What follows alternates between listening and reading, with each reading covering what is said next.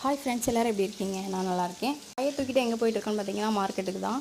முதல்ல மார்க்கெட்டுக்கு போகணுன்னா பக்கத்து ஊருக்கு மார்க்கெட்டுக்கு தான் போகணும். எங்கள் ஊரில் கிடையாது. இப்போ எங்கள் ஊர்லேயே வந்ததுனால காய்கறி வாங்க கிளம்பிட்டோம். இதான் எங்கள் ஊர் மார்க்கெட்டு.